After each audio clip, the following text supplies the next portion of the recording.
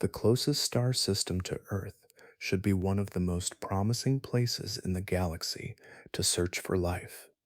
Instead, it has become one of the most unsettling. Just 4.24 light years away lies Alpha Centauri, a system of three stars that has fascinated astronomers for generations. One of those stars hosts a planet orbiting in the habitable zone, the region where liquid water could exist on a world's surface. On paper, it sounds like exactly the kind of place we hope to find, but the reality is far stranger. The star that planet orbits unleashes eruptions so powerful that its brightness can increase by a factor of 1,000 in less than 10 seconds. Any life exposed on the surface would face bursts of radiation unlike anything experienced on Earth, and recently, the mysteries only deepened. In 2024, the James Webb Space Telescope detected a faint object orbiting the system's most sun-like star. It appeared to be exactly the kind of discovery astronomers had been hoping for. Then they looked again. The object was gone. At the same time, researchers were still debating a strange radio signal detected from the direction of the system in 2020, a signal that briefly forced scientists to stop and ask whether they were looking at something extraordinary. The deeper we investigate the nearest stars to our own, the more complicated the picture becomes. What worries astronomers is not that Alpha Centauri is unusual, it is that much of what is happening there may be common throughout the galaxy. If this kind of content helps you unwind at night, consider subscribing. We put out new space documentaries regularly, and having you here means a lot. Let's talk about what we actually know. Imagine drifting far beyond the outer edge of our solar system and looking back across the nearest stretch of interstellar space. Among the countless stars scattered through the darkness, one destination stands apart. It is not a single sun, it is a family. Alpha Centauri consists of three stars bound together by gravity, moving through the galaxy as a shared system. We often speak of it as one place, yet it is really three distinct worlds of starlight, each following its own path around a common gravitational history. At the center of attention sits Alpha Centauri A.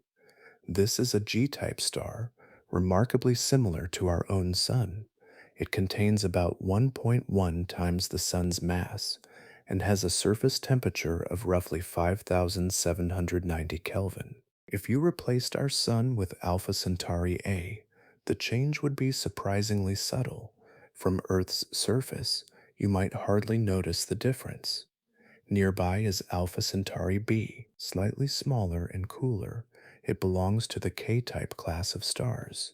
Its mass is about 0.91 times that of the Sun, and its light carries a warmer orange tint. Many astronomers find stars like this especially intriguing. They burn fuel more slowly and can remain stable for longer periods than stars like our Sun. The two stars orbit one another in a long elliptical dance.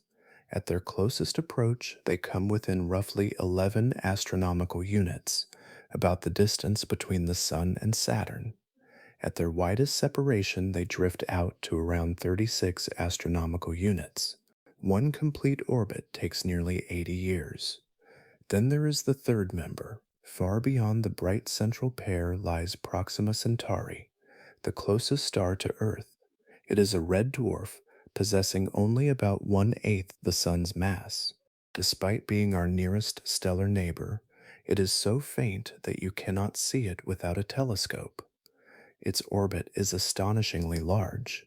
Proxima circles Alpha Centauri A and B at a distance of approximately 13,000 astronomical units. To complete a single revolution requires an estimated 550,000 years. For much of modern astronomy, researchers debated whether Proxima truly belonged to the system at all. Only in 2016 did precise velocity measurements confirm that it is gravitationally bound to the other two stars. The entire system is ancient. Current estimates place its age at roughly 5.3 billion years, around 700 million years older than our Sun. Whatever processes have shaped its planets and environments have been unfolding for a very long time. Distance adds another layer to the picture. Proxima lies about 4.24 light years away, while Alpha Centauri A and B sit slightly farther at 4.37 light years. The whole system is slowly approaching us and will reach its closest point in roughly 27,000 years, narrowing the gap to about 3.11 light years before drifting away again. From a distance, two of these stars appear reassuringly familiar, stable, sun like, promising. But the third star follows a very different story, and it is the only one with confirmed planets. A world circles Proxima Centauri once every 11.2 days. That world is Proxima b.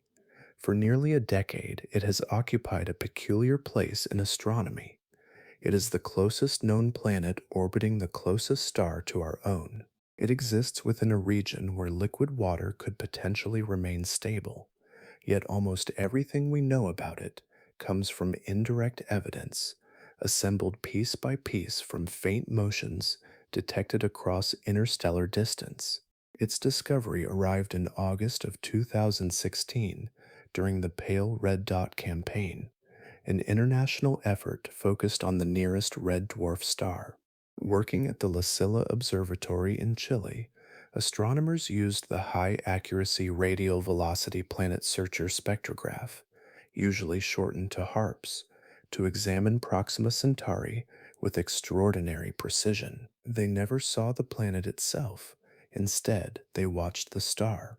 As Proxima b moved through its orbit, its gravity exerted a tiny pull on the star, causing a subtle back and forth motion known as radial velocity. Radial velocity simply means movement toward or away from an observer. The shift was astonishingly small. Proxima Centauri wobbled at only 1.38 meters per second, slower than an average walking pace. Yet that tiny motion was enough. The results were published in the journal Nature, led by astronomer Guillaume Anglada Escudé. Headlines spread across the world within hours. A potentially Earth like planet had been found around the nearest star system. The excitement was understandable. Proxima b orbits only about 4.6 million miles from its star. By comparison, Earth circles roughly 93 million miles from the Sun. If you stood above both systems and compared them directly, Proxima b would appear tucked remarkably close to its parent star, nearly 20 times closer than Earth is to ours. Under most circumstances, such proximity would create an inferno, but Proxima Centauri is not a sun-like star. It is a faint red dwarf that produces only a fraction of the sun's energy output. Because of that, the region where temperatures may allow liquid water exists much closer to the star. Astronomers call this region the habitable zone, meaning the range of distances where water could remain liquid on a rocky surface under suitable atmospheric conditions. Proxima b sits inside that zone, at least geometrically. Current measurements indicate a minimum mass of approximately 1.07 Earth masses. The word minimum matters. Radial velocity measurements reveal only the lowest possible mass because the planet's orbital tilt remains uncertain. Its true mass could be considerably larger. Many details remain beyond our reach. No telescope has directly photographed Proxima b. No observation has confirmed whether it possesses oceans, clouds, continents, or even an atmosphere. Its surface temperature has never been measured. Every description comes from models, calculations, and careful inference. This is where the famous headlines become complicated. A planet can occupy the habitable zone and still be profoundly inhospitable. The phrase suggests possibility, not confirmation. As our understanding deepened, astronomers began realizing that Proxima B's greatest challenge was never its distance from its star. It was the star itself. From a distance, Proxima Centauri seems almost modest. Its light is faint, its size is small. Even though it is the nearest star beyond our sun, you cannot step outside and find it with your eyes alone. Against the backdrop of brighter stars, it appears unremarkable. Yet hidden beneath that subdued appearance is a level of activity that has shaped nearly every discussion surrounding its planets. The source of that activity lies in magnetism. Like our Sun, Proxima generates magnetic fields within its interior, but the behavior of those fields is far more chaotic. Twisted magnetic lines become tangled, stretched, and compressed until enormous amounts of energy accumulate within the star's atmosphere. Eventually, that stored energy is released in an explosive event known as a stellar flare, a sudden eruption that hurls radiation across space.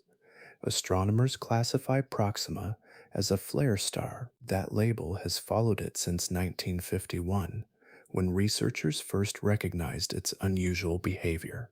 Decades of observation have only strengthened that classification. Again and again, telescopes have recorded bursts of energy emerging from the star with startling intensity. Our sun produces flares as well. Anyone familiar with space weather has heard of solar storms, ultraviolet surges, and charged particles racing through the solar system.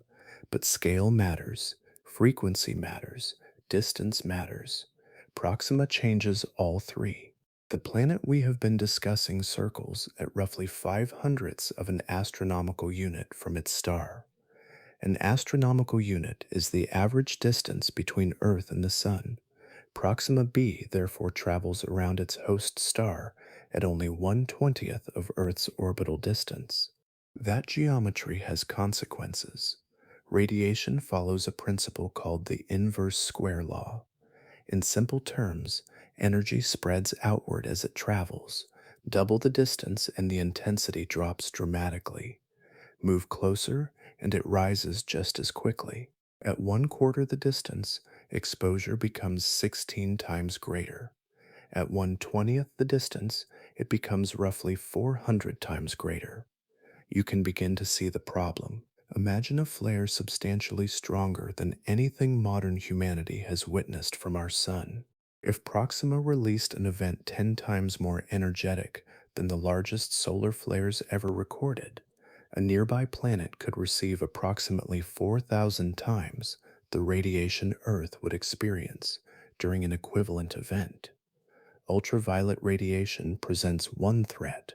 Ultraviolet light carries enough energy to break apart ozone molecules, the atmospheric shield that blocks much of the sun's harmful radiation on Earth. Repeated exposure can destroy ozone faster than natural processes replace it. X rays present another. These highly energetic wavelengths can penetrate deep into an atmosphere. Without dense protection overhead, they may reach the surface itself. What makes this unsettling is its familiarity to observers of the system. Researchers are not discussing a hypothetical category of stars or an imagined planetary environment. Proxima has displayed this behavior repeatedly across decades of study. The concern has never been whether flares occur. The concern is how often they occur and how long a planet can endure them. Sometimes a scientific turning point arrives without warning. Researchers begin the day studying one problem and end it confronting another entirely. That was the situation on March 24, 2017, when a routine observation of Proxima Centauri transformed into one of the most important moments in the history of the system. The instrument responsible was ALMA, the Atacama Large Millimeter Submillimeter Array. Spread across the high deserts of northern Chile, ALMA consists of 66 radio antennas positioned among some of the driest terrain on Earth. Working together, these antennas function as a single giant observatory capable of detecting faint signals from distant regions of the cosmos. By 2017, it had already become one of the most powerful astronomical facilities ever constructed. That day, however, astronomers were not searching for stellar violence. Their attention was focused elsewhere. Researchers hope to find evidence of dust rings surrounding Proxima Centauri. Dust rings are collections of material left behind from planetary formation, and their presence can hint at additional worlds or lingering debris within a star system. ALMA was gathering data for that purpose when something unexpected erupted inside the observations. The star suddenly brightened. In less than 10 seconds, Proxima's emission at millimeter wavelengths increased by a factor of roughly 1,000. For a star already known to be active, the scale of the event was astonishing. Then it intensified further. Measurements indicated a peak brightness approximately 10 times greater than the largest solar flares ever recorded from our own sun at comparable wavelengths. The increase was abrupt, concentrated, and extraordinarily powerful. Yet the event itself was brief. Within fewer than 2 minutes, the flare had largely subsided. Out of a 10-hour observing session, the entire eruption occupied only a tiny fraction of the available data. Most of the observation appeared ordinary. Then came 2 minutes that changed how researchers discussed Proxima b. Meredith McGregor of Carnegie Science led the study that analyzed the event. Reflecting on the observations, she described the date as no ordinary day for Proxima Centauri. The numbers explain why. At the orbital distance of Proxima b, radiation from a flare does not disperse across vast stretches of space before reaching the planet. It arrives quickly and intensely. Ultraviolet energy from an event of this scale would wash across the world with tremendous force. Any exposed organic molecules near the surface would face immediate damage. Complex chemistry would have little time to respond. The observation produced another consequence. Before the flare, some astronomers hoped ALMA might reveal dust structures, suggesting additional planetary formation activity around Proxima. Instead, the data showed no convincing evidence of substantial dust rings. Either earlier material had already been cleared away, or conditions within the system prevented such structures from persisting. What lingered most was the statistical implication. This flare was not discovered during a dedicated decades-long monitoring campaign. It appeared during 10 hours of observation. Researchers had simply been looking in the right direction when it happened. That realization altered the conversation. The event was extraordinary, yet it was also real, measured, documented, and caught almost by accident. A single event can change a scientific discussion. Repetition can change an entire field. After the observations from March 24, 2017, astronomers no longer wanted isolated examples. They wanted statistics. They wanted to know whether that eruption represented an extreme outlier or a glimpse of ordinary life around Proxima Centauri. So, they watched. Year after year, observations accumulated. Researchers returned to ALMA, this time with a very different objective. Instead of searching for circumstellar structures or incidental phenomena, they focused directly on the star's flare activity at millimeter wavelengths, a region of the electromagnetic spectrum that had received far less attention than visible or ultraviolet light. The results appeared in the Astrophysical Journal during 2025. The lead author was Kiana Burton. Meredith McGregor joined the study as a co-author. Together with their colleagues, they assembled one of the most comprehensive flare surveys ever conducted on a nearby star. The number that emerged was striking: 463 flares, not over geological timescales, not through indirect reconstruction. These were individual events detected during the observing campaign itself. Each represented a measurable release of energy from the star. Patterns soon became visible. The distribution followed what astronomers call a power law. A power law is a statistical pattern where small events occur frequently while large events become progressively rarer. Earthquakes behave this way. Solar flares behave this way. Proxima's activity followed the same broad structure. But there was a complication.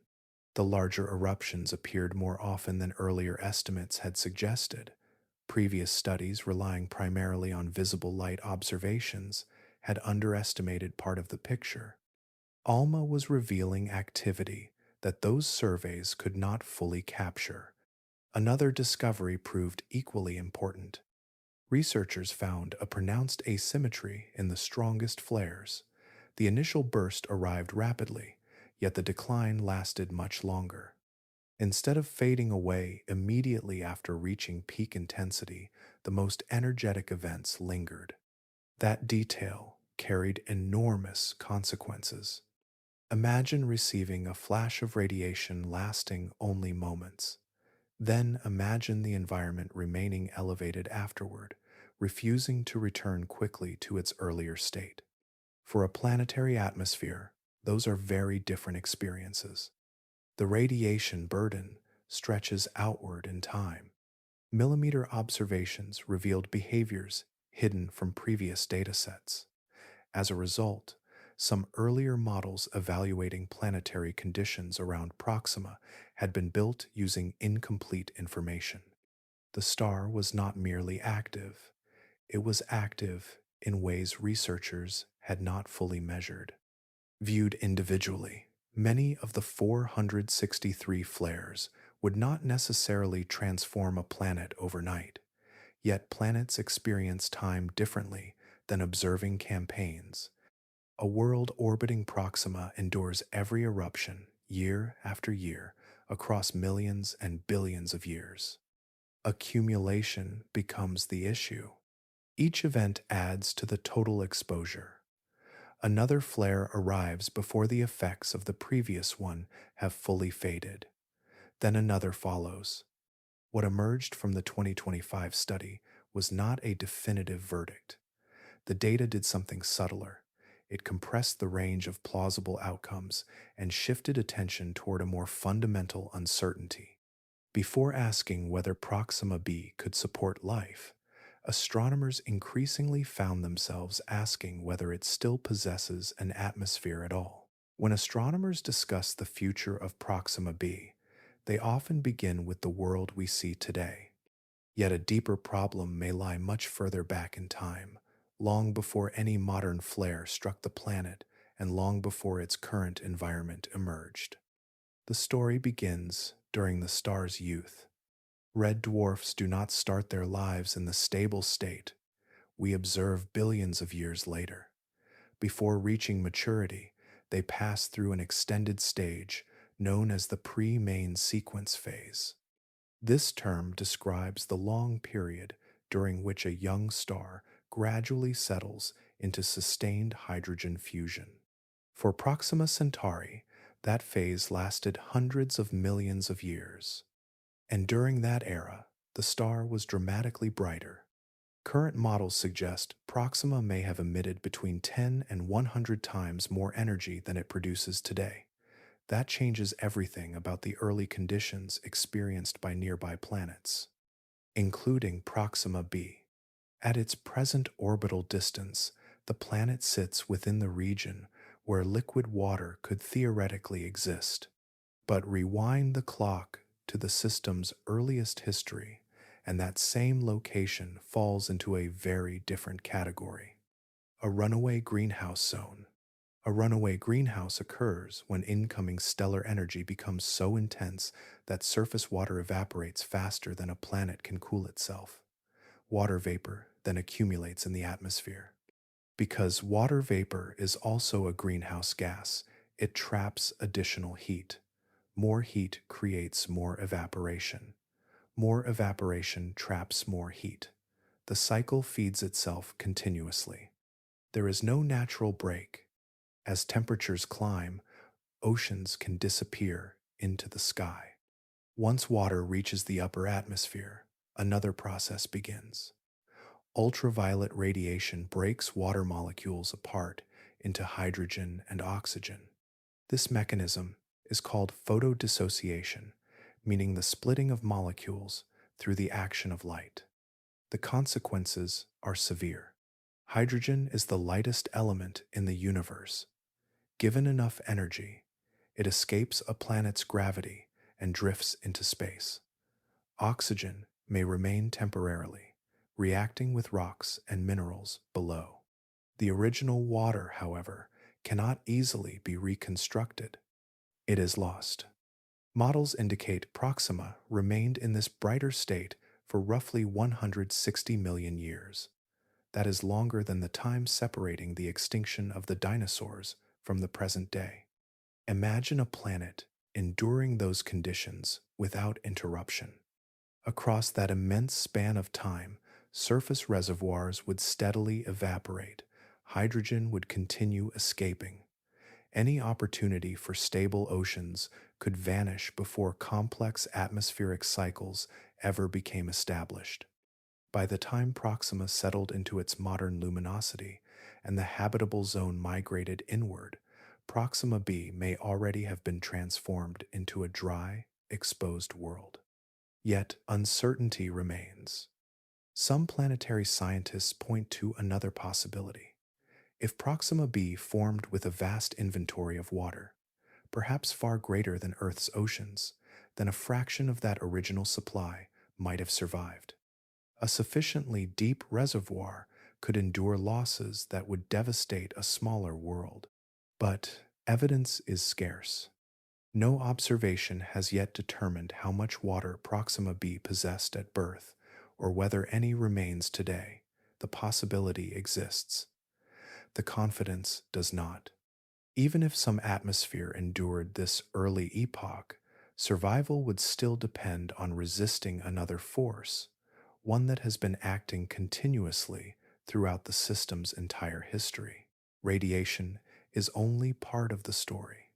Even if we imagine a world enduring intense flares and surviving its star's turbulent youth, another force remains at work every hour of every day. You would never see it with your eyes. No bright flash announces its arrival, yet over immense spans of time, it can reshape an entire planet. Astronomers call it stellar wind. A stellar wind is a continuous outflow of charged particles streaming away from a star in all directions. These particles include protons, electrons, and heavier ions, all traveling at enormous speeds through surrounding space. Our own sun produces a solar wind that sweeps across the solar system constantly.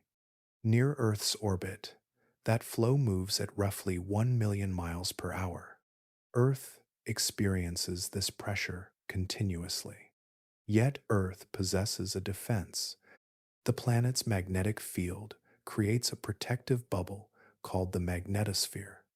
When charged particles encounter that magnetic shield, many are diverted around the planet rather than striking the atmosphere directly. But what if that protection weakens, or never develops at all? Models of Proxima Centauri suggest its stellar wind could be dramatically stronger than the solar wind reaching Earth. Because the star exhibits such intense magnetic activity, researchers estimate the particle flux, meaning the number of particles flowing through a given area, may be hundreds or even thousands of times greater than what our planet experiences.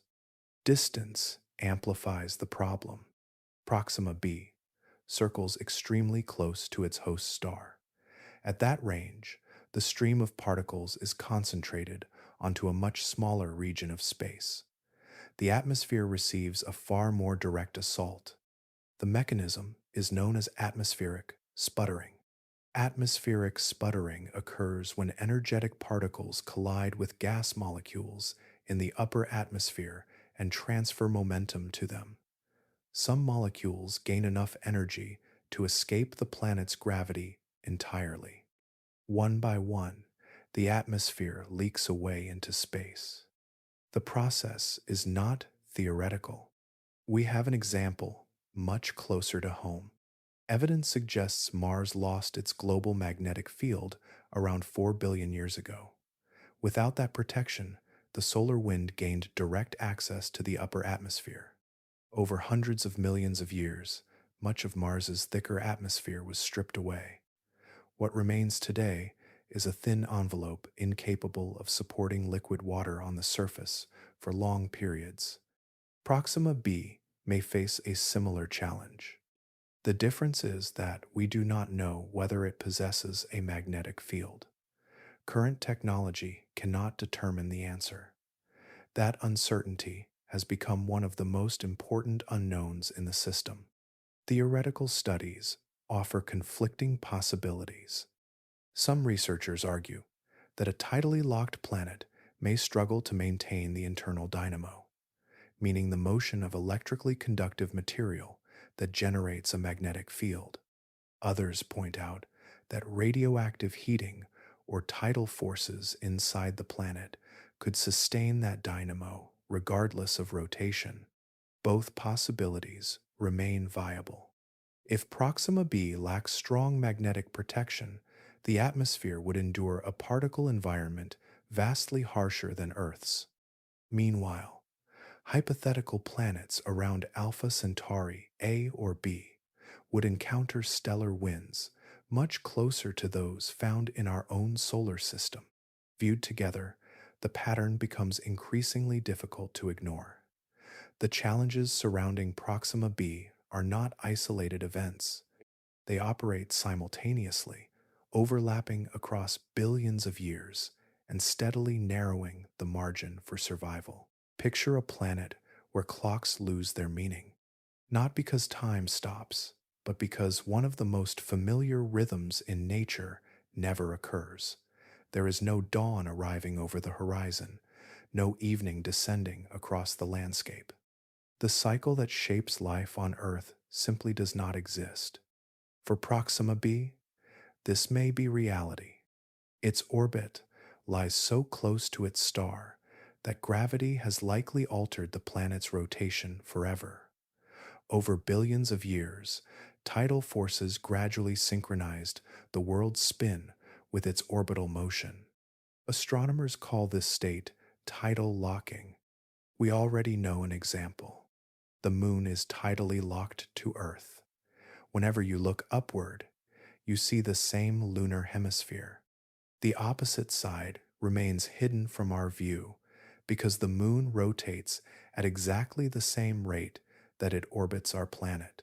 Proxima b appears to have reached a similar arrangement, but the consequences are far more dramatic. One hemisphere continually faces the star. The opposite hemisphere continually faces away. A complete revolution around Proxima does not produce sunrise or sunset because the same regions always occupy the same positions. Day becomes permanent. Night becomes permanent. On the star-facing hemisphere, the red dwarf hangs motionless in the sky.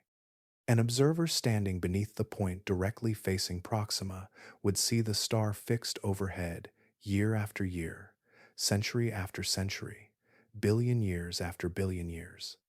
Nothing moves except the heavens. Across the opposite hemisphere, direct starlight never arrives. That side of the planet exists beneath perpetual darkness. Climate models suggest temperatures there could fall to between -50 and -100 degrees Celsius, perhaps lower under certain atmospheric conditions. Between these extremes lies a remarkable boundary.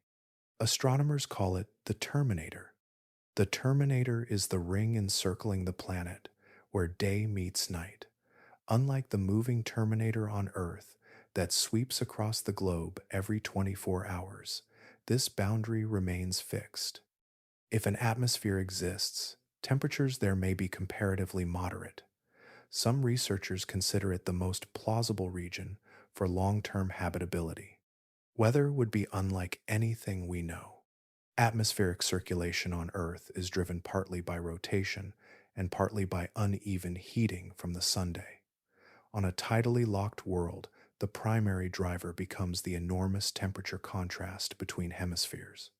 Heat continually accumulates on one side while the other loses energy to space. The atmosphere responds.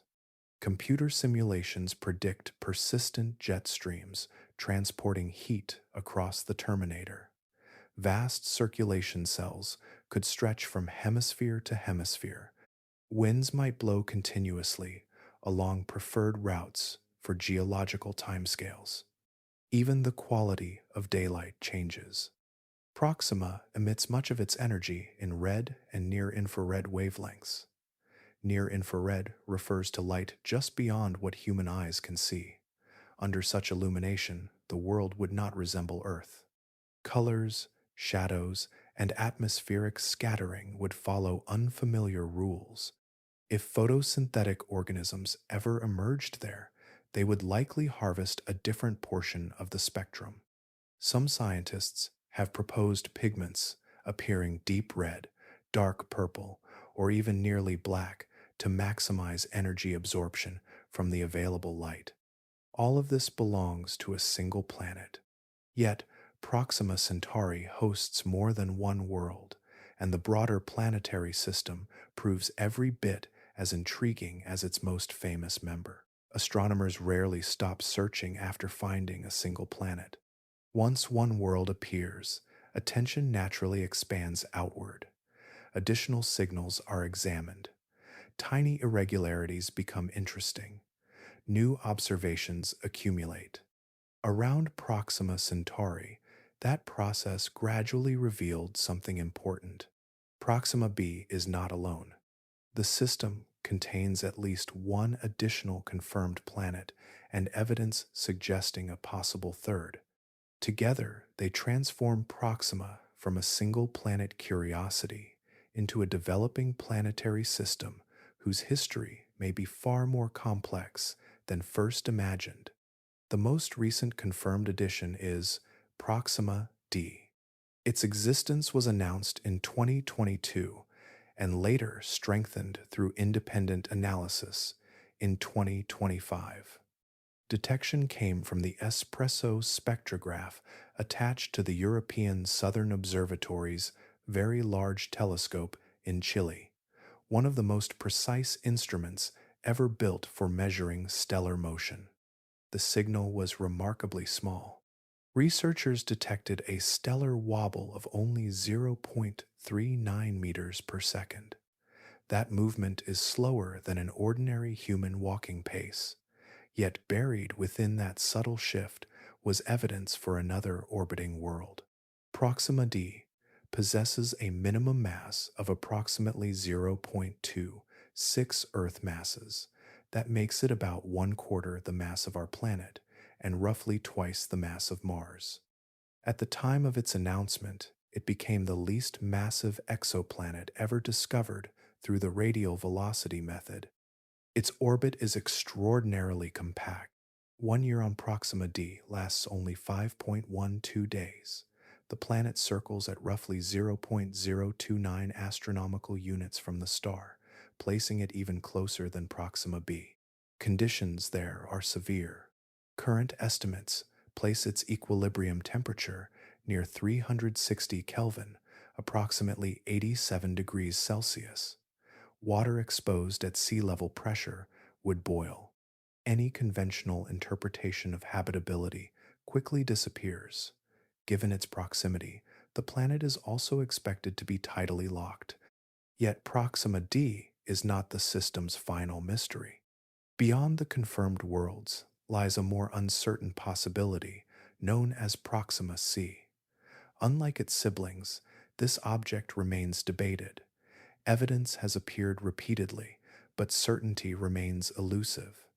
During 2025, researchers using the Near Infrared Planet Searcher spectrograph, known as NIRPS, on the European Southern Observatory's 3.6-meter telescope examined the system again. Their analysis failed to confirm the proposed planet directly. However, a weaker signal appeared at nearly the same orbital period previously associated with Proxima c. Something seems present. Whether that something is a planet, stellar activity, or another phenomenon remains unresolved. Additional intrigue emerged from a separate 2025 reanalysis, combining observations from the Hubble Space Telescope and the Gaia mission. That study suggested a mass near 3.4 Earth masses, yet the uncertainties remained large enough that both detection and non detection remained statistically acceptable interpretations. The resulting picture is fascinating. One world circles extremely close to the star beneath intense heat. Another occupies the region traditionally associated with liquid water while enduring relentless environmental pressures. Farther out, a candidate planet hovers between confirmation and uncertainty. Taken together, these discoveries reveal something fundamental. Proxima Centauri formed multiple worlds. Planet formation occurred successfully here. The deeper question is no longer whether planets emerged around the star. The question is what billions of years beneath such conditions ultimately did to them. After everything we have examined, it might seem that the verdict is already written. A planet exposed to intense stellar activity, shaped by a difficult early history and subjected to relentless environmental pressures, hardly sounds like a promising home for biology. Yet, scientific inquiry rarely ends when the evidence becomes challenging. In many cases, that is when the most careful debates begin. And there is a debate. Not every researcher concludes that Proxima b is lifeless. Some of the strongest counterarguments come not from optimism, but from legitimate uncertainties embedded within the data itself. One example involves the geometry of stellar flares.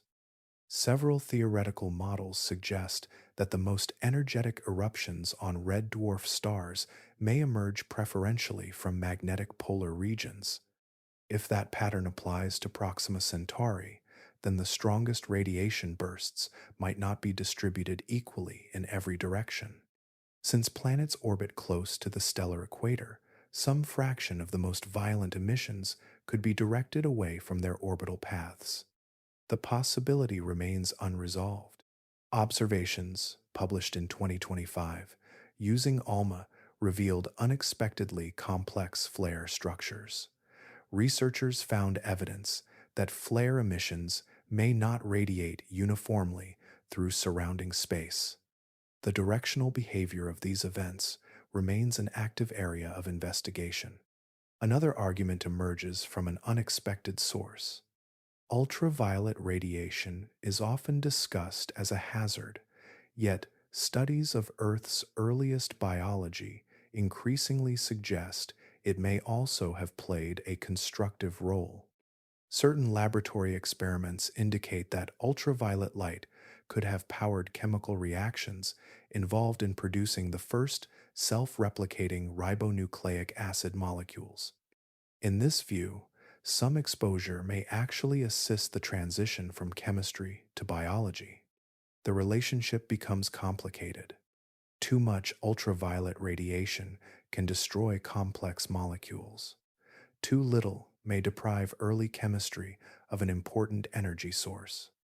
Proxima's environment occupies a region of that discussion that scientists are still trying to understand. Attention also turns below the surface. Even if conditions above ground prove hostile, internal planetary heat could preserve liquid water underground. Heat generated through radioactive decay within the interior or through tidal interactions involving the star and neighboring planets might sustain reservoirs hidden beneath rock or ice. Earth offers a useful comparison. In 1977, Researchers discovered thriving ecosystems around hydrothermal vents on the ocean floor. These communities existed without sunlight and without photosynthesis. Their energy came from chemical reactions occurring deep beneath the sea. That discovery permanently expanded scientific definitions of habitability. Laboratory evidence adds another layer. A study published in monthly notices of the Royal Astronomical Society during 2020 exposed microorganisms to simulated ultraviolet conditions resembling Proxima flare activity. Not all organisms survived, but measurable populations endured the treatment. Water itself may provide protection. Models suggest that ultraviolet damage during major flare events could be greatly reduced at depths of approximately 9 meters. At that depth, photosynthesis remains theoretically possible while harmful radiation becomes significantly attenuated. Taken together, these arguments do not demonstrate that life exists on Proxima b. They accomplish something more subtle. They remind us that uncertainty cuts both ways. Current evidence cannot establish the presence of life, yet it cannot eliminate the possibility either. For science, that remains a meaningful distinction. For all the attention focused on Proxima Centauri, the two brighter stars in the system have spent decades lingering just beyond reach. That irony has shaped much of modern exoplanet astronomy. Alpha Centauri A is, in many respects, remarkably familiar. Classified as a G-type main sequence star, specifically a G2V star, it closely matches the Sun's physical properties. Its surface temperature is approximately 5,790 Kelvin, while our Sun measures roughly 5,778 Kelvin. Viewed from equal distances, distinguishing one from the other would challenge even experienced observers. You would see two nearly identical suns. Alpha Centauri b offers a different appeal. As a K-type star, it is slightly cooler, somewhat less massive, and considerably longer-lived. Many astrobiologists find such stars especially compelling because they emit less ultraviolet radiation and remain stable for longer periods than stars like our own.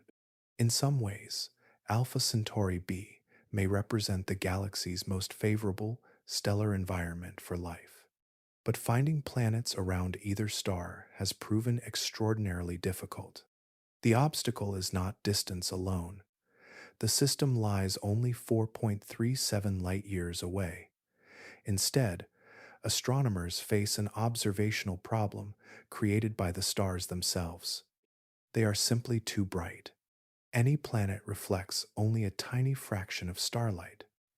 Against the overwhelming glare of Alpha Centauri A, or B, those faint signals become extraordinarily difficult to isolate. Searching for planets resembles trying to detect a drifting spark beside a lighthouse beam. The binary nature of the system makes matters worse. Alpha Centauri A and B orbit one another. Whenever astronomers study one star, the other contributes contaminating light that must be mathematically removed from the data. Every measurement becomes more complex. Every potential signal requires additional scrutiny. That challenge contributed to one of the most famous false alarms in exoplanet research. In October of 2012, a team announced the discovery of Alpha Centauri b, a small planet apparently orbiting Alpha Centauri b. Headlines spread rapidly across the world. The nearest Sun-like star system seemed to host a planet after all. But the excitement faded. Subsequent analyses revealed that the signal emerged from data processing artifacts rather than an actual world. By 2015, the proposed planet was generally considered non-existent. The correction received far less attention than the original announcement. Another difficulty comes from geometry. A planet orbiting Alpha Centauri A, at roughly Earth's distance from the Sun, would appear separated by only about 3/4 of an arcsecond. An arcsecond is a unit of angular measurement equal to 1/3600th of a degree. Resolving such a separation resembles identifying a coin several miles away. The required precision is extraordinary. Even geography limits observations. Alpha Centauri remains invisible from much of North America, Europe, and Northern Asia because the system never rises above the horizon there. Continuous monitoring, therefore, depends heavily on Southern Hemisphere observatories. For decades, these barriers combined to frustrate astronomers. The stars appeared promising, nearby, and familiar, yet their planetary companions remained hidden. By the beginning of 2024, no planet had been conclusively confirmed around either Alpha Centauri A or Alpha Centauri B. That was the landscape researchers faced when a new instrument finally turned its attention toward the system. Astronomy occasionally produces a result so strange that the first reaction is caution rather than celebration. That moment arrived in August of 2024.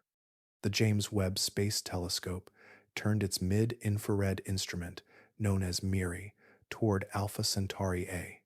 Before any search could begin, the telescope had to suppress the overwhelming brilliance of the star itself. To accomplish this, engineers used a coronagraph, a device that places an opaque mask over a star's image so faint nearby objects can emerge from the glare. The process sounds straightforward. It is anything but. Light does not travel neatly around obstacles. It bends, it spreads. It creates interference patterns called diffraction ripples that remain embedded throughout the image. Every ripple must be modeled and mathematically removed before astronomers can determine whether anything real remains underneath. A second complication waited nearby. Alpha Centauri B contributed its own unwanted light. The observing team, therefore, had to subtract contamination from two bright stars simultaneously. Only after both layers were removed could the search truly begin. And something appeared. A faint point of infrared light emerged from the processed data. It was approximately 10,000 times dimmer than Alpha Centauri A and located at a projected distance roughly twice that separating Earth and the Sunday. Nothing about it looked expected. No previous survey had recorded the object. No catalog contained it. No historical observation showed evidence of its existence. It simply appeared in one of the most heavily studied stellar systems in the sky. Researchers immediately recognized the significance.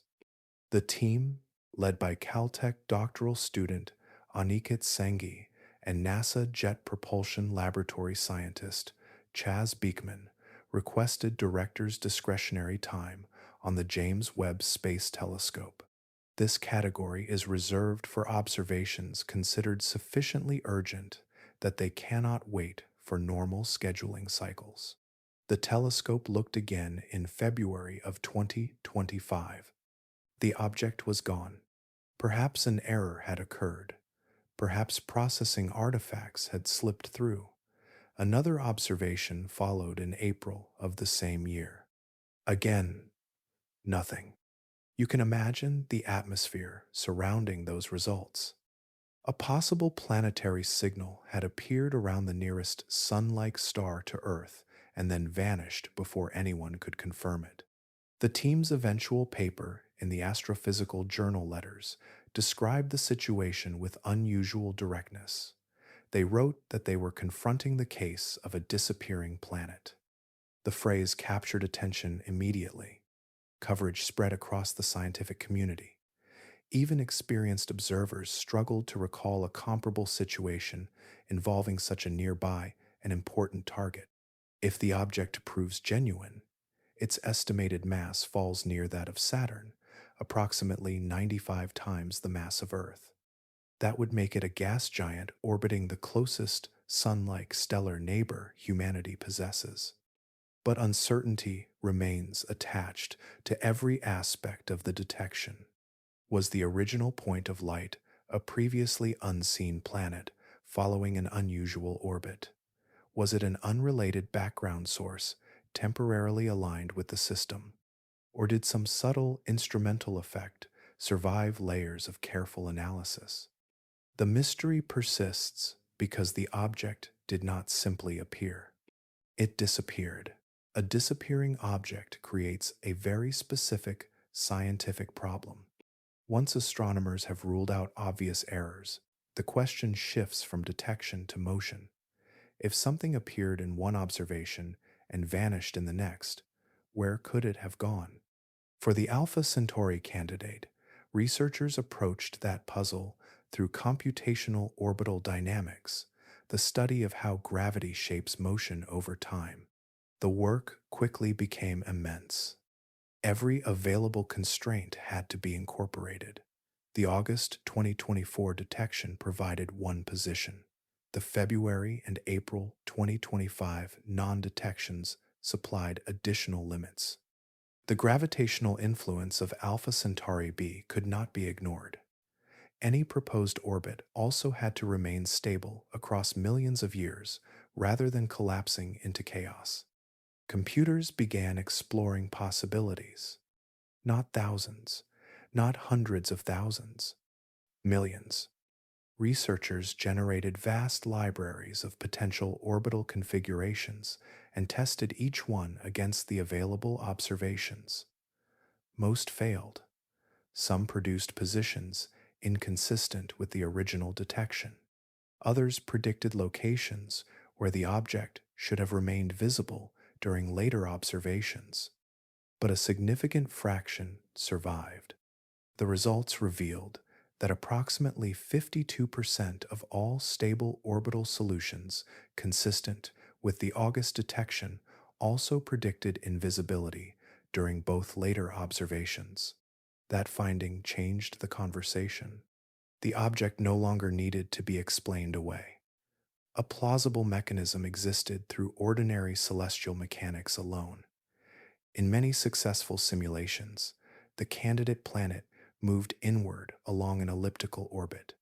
An elliptical orbit is simply an orbit stretched into an oval rather than a perfect circle. As the object approached Alpha Centauri A, its faint infrared glow became increasingly difficult to isolate from the surrounding stellar glare. Even the coronagraph has limits. The mask blocks direct starlight, but extremely close objects can still disappear within residual brightness and diffraction effects. In those scenarios, the telescope was functioning exactly as intended. The challenge came from geometry rather than instrumentation.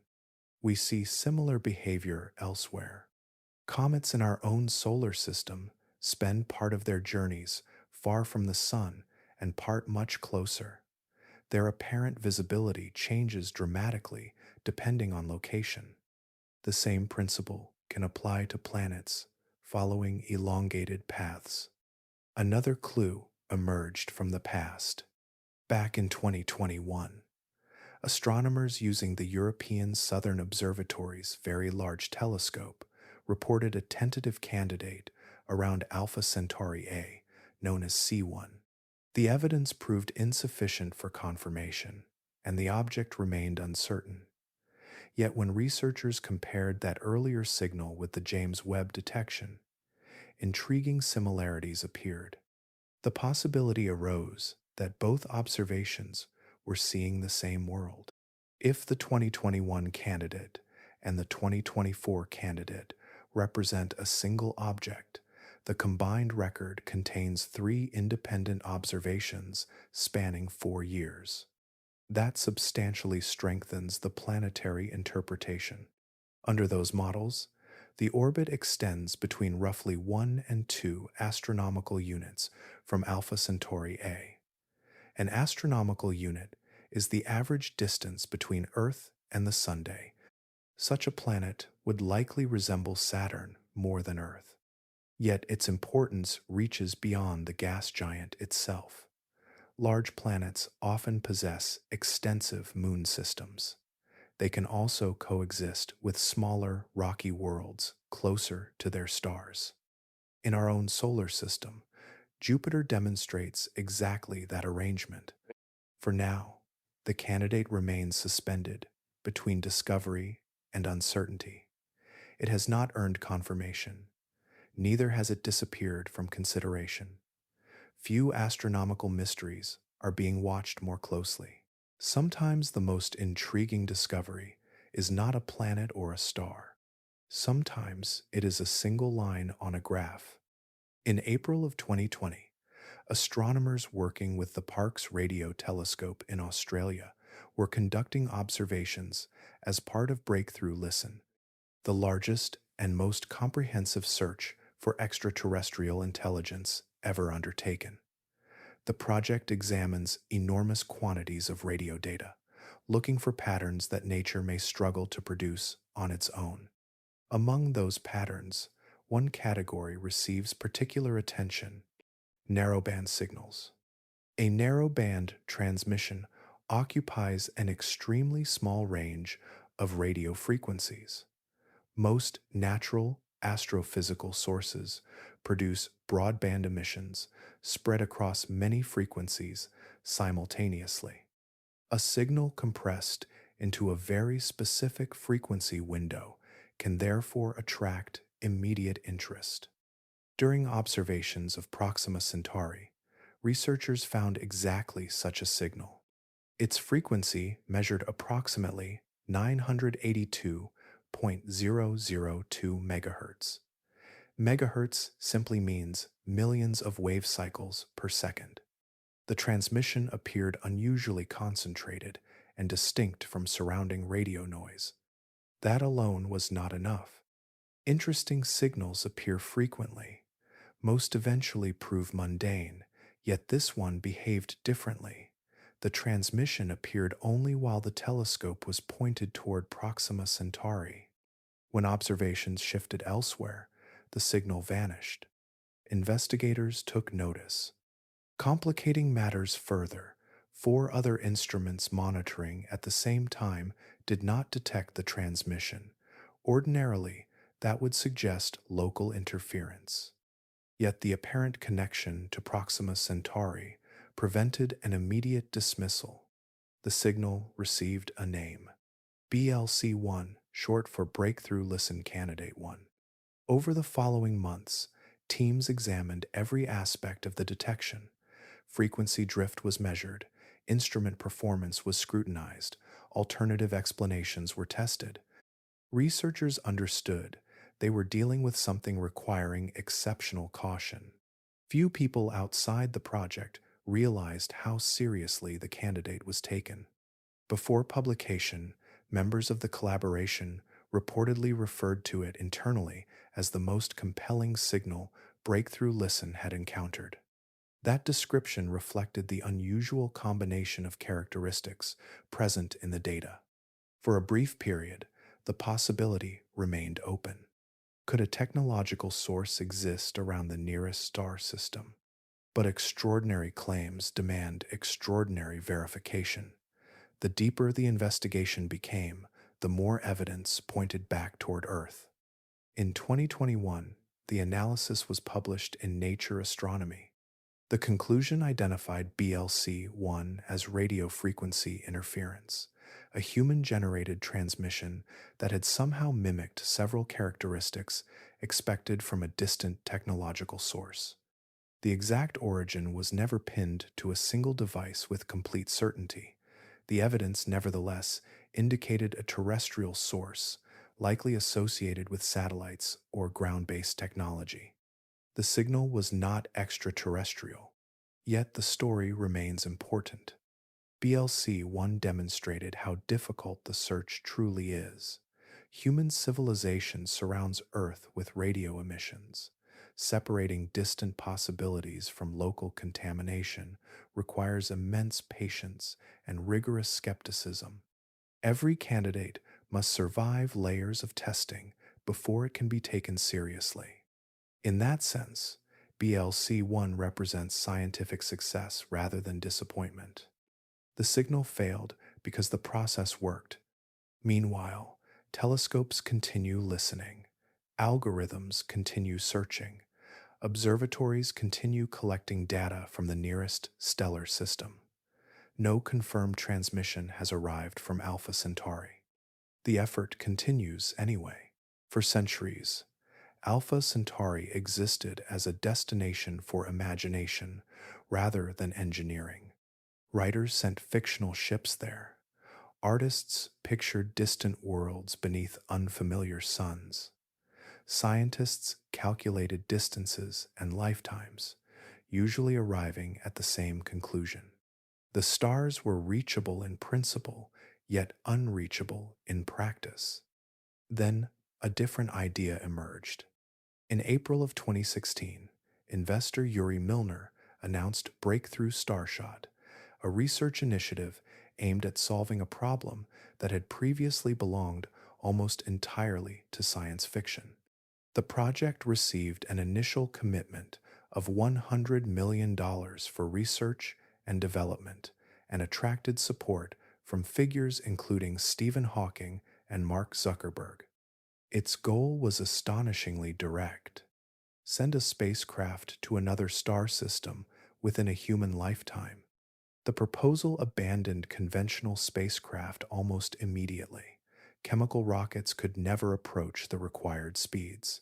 Even advanced concepts struggle against the immense distances separating stars. So the mission became smaller, much smaller. Instead of a large probe, researchers proposed fleets of gram-scale spacecraft called star chips. Each would consist of a tiny silicon wafer carrying cameras, sensors, processors, and communications equipment. Attached to every chip would be a reflective light sail, an ultra-thin sail designed to capture momentum from powerful laser beams. The propulsion system is the heart of the concept. A ground-based laser array, generating roughly 100 gigawatts of directed energy, would fire at the departing sails. Gigawatts are billions of watts of power. The lasers would push the tiny craft continuously for several minutes, accelerating them to approximately 20% of light speed. The numbers become difficult to visualize. That velocity corresponds to roughly 134 million miles per hour. Voyager 1, currently the fastest spacecraft humanity has ever launched, travels at approximately 38,000 miles per hour. The difference is enormous. At 20% of light speed, a star chip could cross the distance to Alpha Centauri in roughly 20 years. But achieving the speed creates new problems.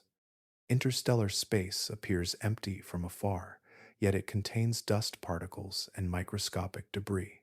At these velocities, even a grain comparable in size to a bacterium carries the kinetic energy of a rifle bullet. A collision could cripple a fragile probe instantly. Engineers continue studying solutions. Even if the craft survives, another challenge awaits. There is currently no practical deceleration mechanism. The probes would arrive moving just as fast as they departed. They would not enter orbit. They would not land. They would race through the system.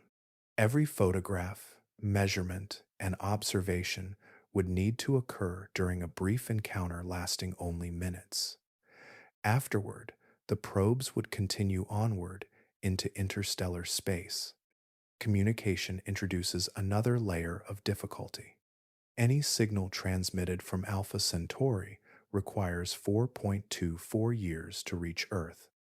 Accounting for travel time, the earliest scientific data would arrive roughly 45 years after launch. Recent studies have explored creative solutions. A 2024 NASA Innovative Advanced Concepts Phase 1 investigation, led by Thomas Eubanks, examined coordinated swarms of miniature spacecraft acting together as a combined transmitter. Such a network might return data at roughly 0.9 kilobits per second. That sounds modest. Across 25 trillion miles, it would be extraordinary. The remarkable aspect of breakthrough Starshot is not certainty of success. It is that every major component rests within known physics. The obstacles are immense, the engineering daunting, yet no fundamental law forbids the attempt. A single phrase has shaped much of the public conversation surrounding nearby planets. It appears in headlines, press releases, documentaries, and scientific papers. We hear it so often that it begins to sound like a verdict rather than a starting point. Habitable zone. The name itself feels reassuring. Yet the term carries far less certainty than many people imagine. In astronomy, the habitable zone, also called the circumstellar habitable zone or Goldilocks zone, refers to the range of distances from a star where liquid water could theoretically exist on the surface of a rocky planet. It is a useful concept, but it is also an incomplete one. The definition hides assumptions. Several assumptions. When astronomers calculate a habitable zone, they generally begin with conditions resembling Earth. The models assume roughly 1 bar of atmospheric pressure, greenhouse gases within a familiar range, a surface reflectivity known as albedo, meaning the fraction of incoming light reflected back into space, and an atmosphere capable of moving heat around the planet. Change those conditions, and the picture shifts. A world wrapped in a dense carbon dioxide atmosphere can remain warm much farther from its star. A planet with reflective cloud layers may stay cooler than expected.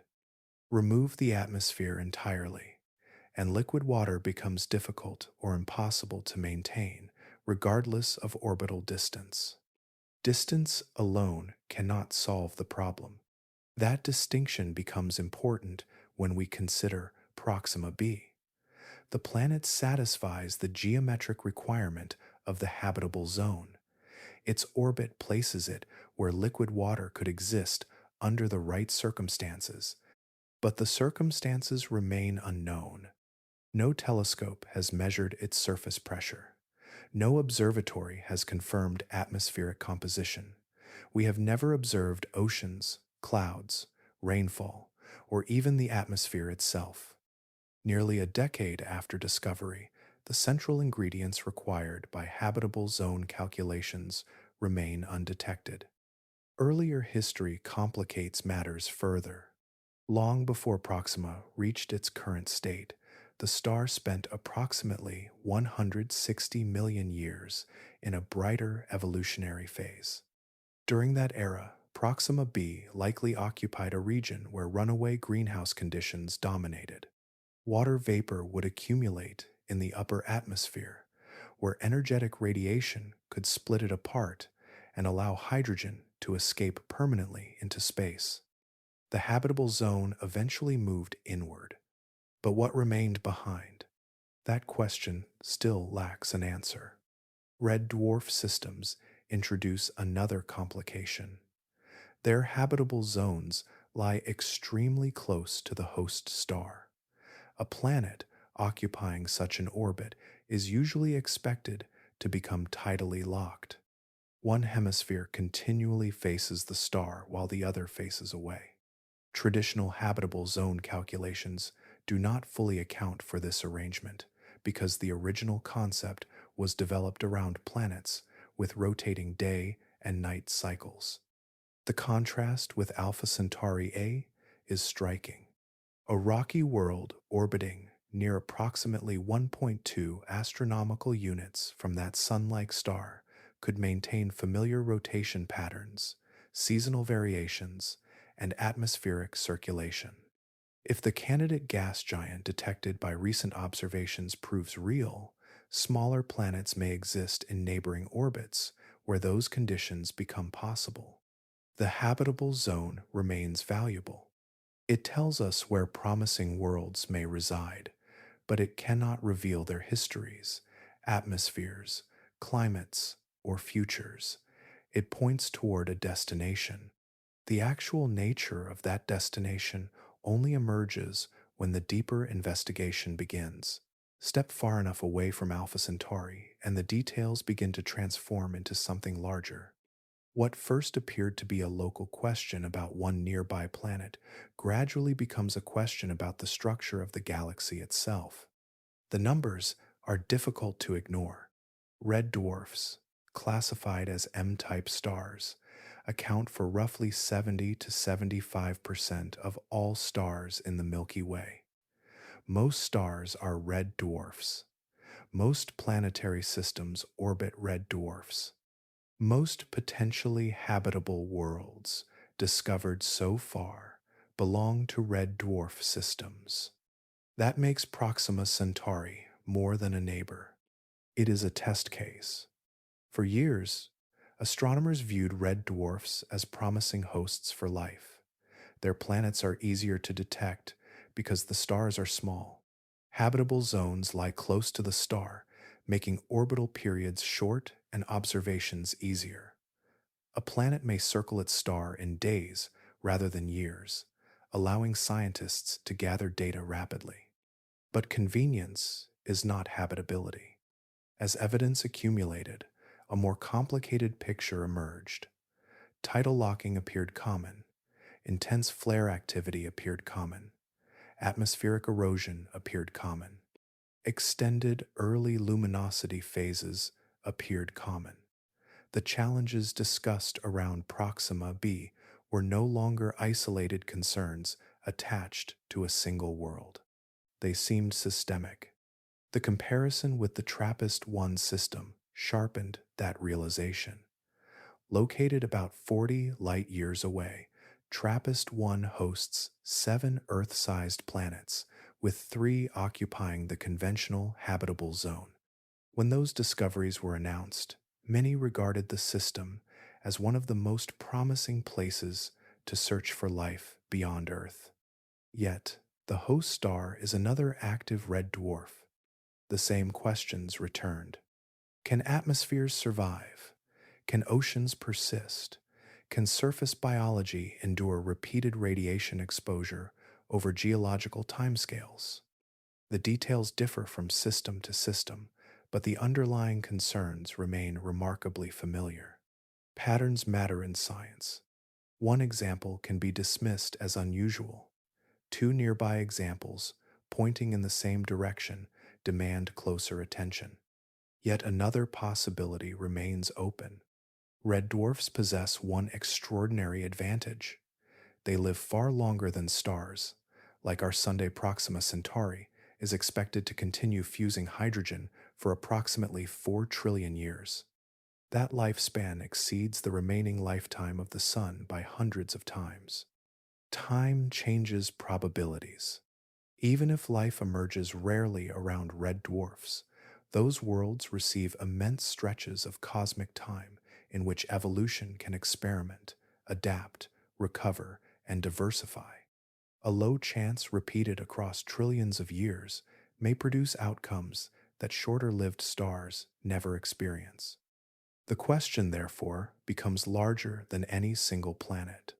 Astronomers sometimes discuss a galactic habitable zone, meaning regions of the Milky Way where conditions may be especially favorable for life. The crowded inner galaxy contains more heavy elements needed for planets, yet also more radiation hazards. The outer galaxy offers calmer conditions, but fewer raw materials. Our solar system occupies an intermediate region that may balance both factors. Against that backdrop, Proxima Centauri becomes a representative sample of the most common stellar environment in existence. What happens around red dwarfs may determine whether life is rare in the galaxy, or whether it flourishes around stars that vastly outnumber our own. At some point, every discussion about nearby stars begins drifting toward a deeper question. It arrives almost uninvited. We can spend years studying atmospheres, radiation, orbital mechanics, and planetary climates. Yet eventually, the conversation circles back to a mystery that has lingered for generations. Where is everybody? That question is commonly known as the Fermi paradox, named after physicist Enrico Fermi. During a conversation in 1950, Fermi reportedly summarized the issue with startling simplicity. Given the size and age of the galaxy, intelligent life should have had ample opportunity to appear elsewhere. Yet we see no clear evidence. The numbers behind the paradox remain striking. The Milky Way is approximately 13.6 billion years old. It contains at least 200 billion stars. Many possess planetary systems. Thousands of exoplanets have already been identified, and discoveries continue every year. Probability seems generous. If even a modest fraction of those worlds developed biology and a smaller fraction produced technological civilizations, then some societies should be vastly older than ours, not thousands of years older, millions or billions. A civilization with such a head start could cross enormous distances, alter entire planetary systems, or leave detectable signatures visible across the galaxy. But when we examine the sky, the expected evidence remains absent. The silence persists. Astronomers often frame this problem using the Drake equation, developed by Frank Drake in 1961. The equation does not provide an answer. Instead, it organizes uncertainty. Each term represents a step in the chain leading from stars to communicating civilizations. How many stars have planets? How many planets are potentially habitable? How often does life emerge? How often does intelligence arise? For decades, discoveries of exoplanets encouraged increasingly optimistic estimates. Planets appeared abundant, habitable zones appeared common, the galaxy seemed filled with opportunities. But systems like Proxima Centauri complicate that optimism. Throughout this journey, we have encountered repeated obstacles, stellar flares, atmospheric erosion, extended periods of intense irradiation, tidal locking, questions surrounding long-term climate stability. Each challenge reduces the number of environments where complex chemistry may flourish. The implications extend far beyond one nearby system. If red dwarfs, the most common stars in existence, routinely make life difficult, then several terms within the Drake equation become smaller. The bottleneck may not be planet formation. The bottleneck may be planetary survival. That possibility strengthens one interpretation known as the rare Earth hypothesis. Under this view, Earth may occupy an unusually favorable combination of circumstances: a stable star, a protective magnetic field, long-term geological activity, a large moon, a relatively calm cosmic environment. Perhaps such combinations are uncommon, but the opposite conclusion remains equally difficult to dismiss. Even if only a tiny fraction of stars support life, the numbers involved remain immense. 200 billion stars populate our galaxy alone. Beyond it lie roughly 2 trillion galaxies within the observable universe. Abundance survives even severe reductions. Alpha Centauri does not resolve the Fermi paradox. Instead, it sharpens its edges. The nearest stellar system has transformed a philosophical question into a measurable scientific problem, forcing us to examine which worlds can truly remain alive long enough for someone, somewhere, to eventually look back across the darkness and ask the same question about us. Look ahead for a moment, and the landscape changes. Much of what we have discussed remains uncertain today. Yet many of those uncertainties are no longer waiting on new theories. They are waiting on instruments already being built, tested, funded, or prepared for launch. The era of speculation is narrowing. Across the Atacama Desert in northern Chile, construction continues on one of the most ambitious observatories ever attempted. The Extremely Large Telescope, commonly called the ELT, is being built with a primary mirror measuring 39 meters across. When scientific operations begin, currently expected around 2028, it will become the largest optical telescope ever placed on Earth. Its scale matters enormously. Light gathering power determines what we can see, and the ELT is designed specifically to push beyond current limits. Among its key instruments is METIS, short for Mid-Infrared ELT, imager, and spectrograph. Working at infrared wavelengths, METIS is optimized to search for faint planets orbiting nearby stars. Alpha Centauri sits near the top. If a rocky world exists within the habitable zone of Alpha Centauri A or Alpha Centauri B, METIS may be capable of separating that planet's light from the glare of its parent star. For the first time, nearby terrestrial planets could move from theoretical objects to directly observed worlds. Another instrument expands the goal further. ANDES, the Armazones High Dispersion Echelle Spectrograph, is designed for extremely detailed spectroscopy, meaning the analysis of light divided into its component wavelengths. Spectroscopy allows astronomers to identify atmospheric gases from vast distances. Should Proxima b possess an atmosphere, Andes may provide our first meaningful clues about its composition. That would change everything. Space-based observatories will contribute as well. NASA's proposed Habitable Worlds Observatory is being developed specifically to image Earth-sized planets around nearby sun-like stars and examine their atmospheres for potential biosignatures. Biosignatures are chemical combinations that may indicate biological activity, including oxygen, methane, and water vapor. Alpha Centauri A remains a prime target. The Nancy Grace Roman Space Telescope, expected later in the decade, will add broader infrared observations that help refine our understanding of nearby stellar environments. Continued monitoring by the Atacama Large Millimeter Array will further improve flare statistics around Proxima Centauri, replacing limited snapshots with long-term measurements spanning many years. Even smaller missions may play important roles. One proposed project, Ptolemaeon, developed by researchers at the University of Sydney, focuses entirely on Alpha Centauri.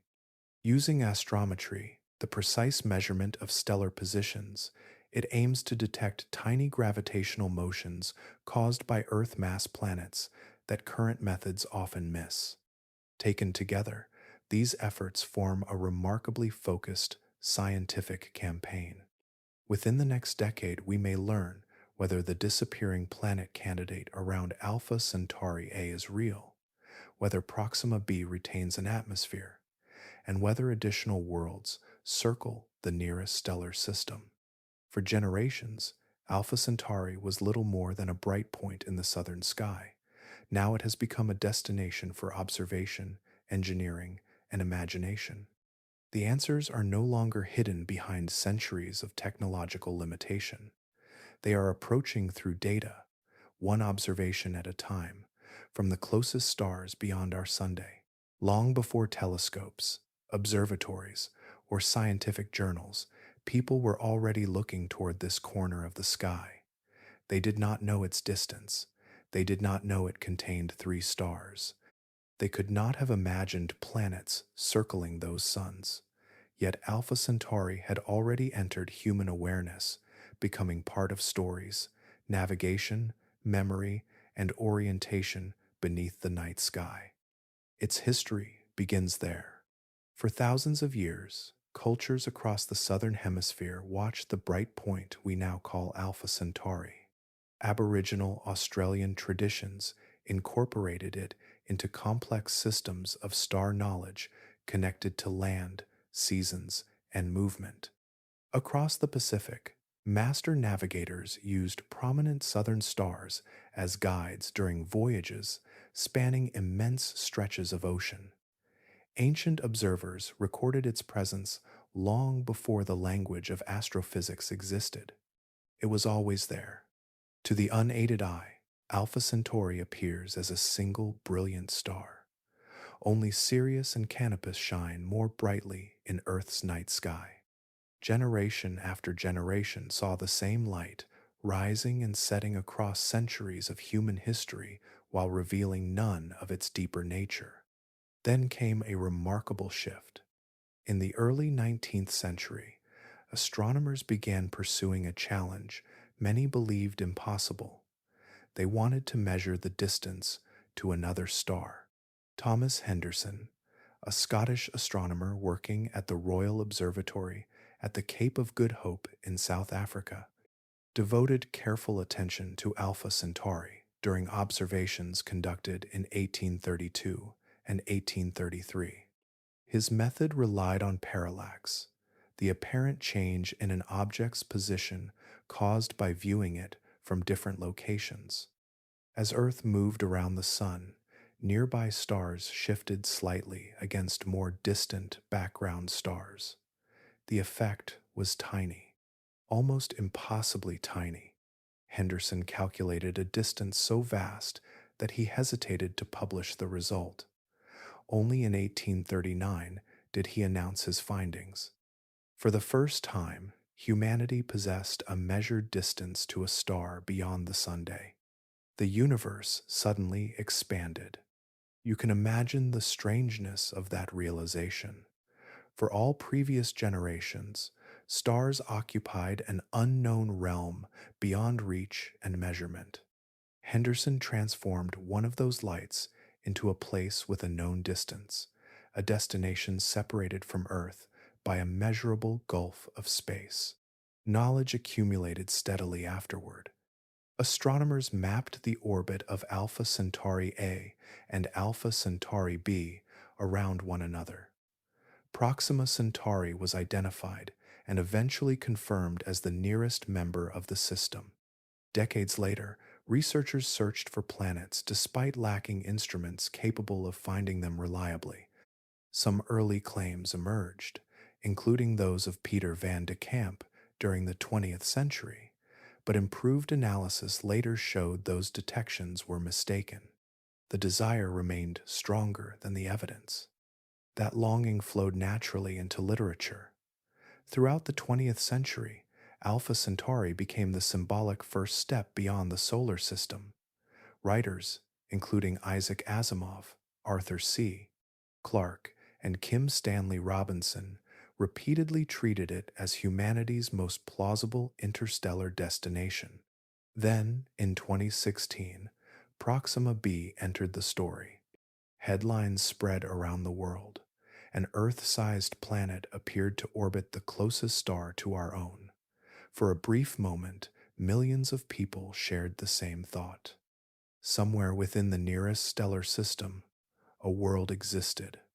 Whether welcoming or hostile, alive or barren, it transformed Alpha Centauri from a distant light into a place.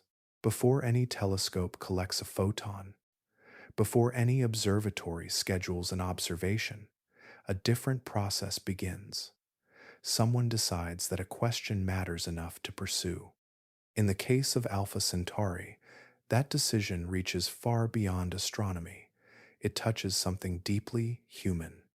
We have followed the evidence across this nearby system. We have examined hostile radiation, disappearing planetary candidates, uncertain atmospheres, and difficult measurements. Yet beneath every dataset sits another reality. Alpha Centauri occupies a unique place in our imagination. No other star system does. Its proximity changes everything. 4.24 light-years remains an immense distance, yet it is close enough to feel almost tangible. When you look toward it, you are not staring into some remote corner of the galaxy. You are looking toward the nearest collection of suns beyond our own. That distinction carries weight. The scientific importance of Alpha Centauri cannot be separated entirely from the meaning we attach to it. For centuries, people have imagined crossing the gulf between stars. When writers describe humanity's first interstellar voyage, this was often the destination. When engineers began sketching real concepts for such journeys, this was the target they chose. The pattern repeats for a reason. Then came the announcement of Proxima B in 2016. Around the world, millions encountered a simple idea. A potentially Earth sized world existed around the closest star to the Sunday. The response extended beyond scientific circles. Many people felt an unexpected connection to the discovery, as though a distant possibility had suddenly moved closer. Data alone rarely produces that reaction. Hope is not a scientific measurement. You cannot detect it with a spectrograph or plot it on a graph. Yet hope has always played a role in exploration. It motivates questions. It attracts funding. It inspires careers. Entire generations of astronomers entered the field because they wanted to understand whether life exists elsewhere. That motivation matters. Some of the concern surrounding Alpha Centauri emerges from the evidence itself. The stellar activity around Proxima raises serious questions. Atmospheric survival remains uncertain. Habitability is unresolved. But another part of the concern comes from what is at stake. The stakes feel personal. If Proxima b ultimately proves barren, science still gains valuable knowledge. We learn which environments fail. We refine our models. We improve future searches. The path forward becomes clearer, even if one possibility closes. But imagine the alternative. Suppose life persists there, perhaps beneath an ocean hidden from radiation, perhaps within protected environments unlike anything on Earth. Even the discovery of simple microbial organisms would transform our understanding of biology, evolution, and our place in the cosmos. The implications would extend far beyond science. It would suggest that life emerges more than once. It would imply that Earth is part of a larger pattern rather than an isolated exception. Suddenly, the universe would feel different. Scientists rarely frame their work in such terms, yet the enormous instruments now being built tell their own story. The extremely large telescope, future observatories, and interstellar mission concepts are physical expressions of a question humanity has carried for generations. Are we alone? For the first time in history, the nearest star system offers a realistic chance that we may someday answer. Try, for a moment, to stop thinking about planets and start thinking about the space between them. Not the stars themselves, not the possibility of life, just the distance. Everything changes when you do. Numbers can describe Alpha Centauri with extraordinary precision, yet the reality remains difficult to absorb. We know how far away it is. We know how long light takes to cross the gulf. We know how quickly our fastest machines travel. But knowing those values and feeling their meaning are very different things. Light provides the first clue. Traveling at 186,000 miles every second, light is the fastest thing the universe allows. A signal reaches the moon in roughly 1.3 seconds. Messages to Mars require anywhere from several minutes to more than 20, depending on where the planets sit in their orbits. Alpha Centauri belongs to another scale entirely. The light arriving from Proxima Centauri tonight began its journey more than 4 years ago. Every photon entering a telescope carries old information. You are not seeing the star as it exists now. You are seeing a version preserved from years in the past. The delay is unavoidable. Suppose a major flare erupts from Proxima at this exact moment. Perhaps radiation is streaming across one of its planets right now. Perhaps some dramatic event is unfolding around the star. Earth will learn nothing about it for years. Information itself must make the crossing. There is no shortcut. The challenge becomes even clearer when we compare that distance with human travel. Voyager 1 remains the most distant spacecraft humanity has ever built. Launched in 1977, It has spent decades moving through interstellar space at roughly 38,000 miles per hour. An impressive achievement. Yet, if Voyager were aimed toward Alpha Centauri, which it is not, the journey would require roughly 73,000 years. Entire civilizations could rise and fall before arrival.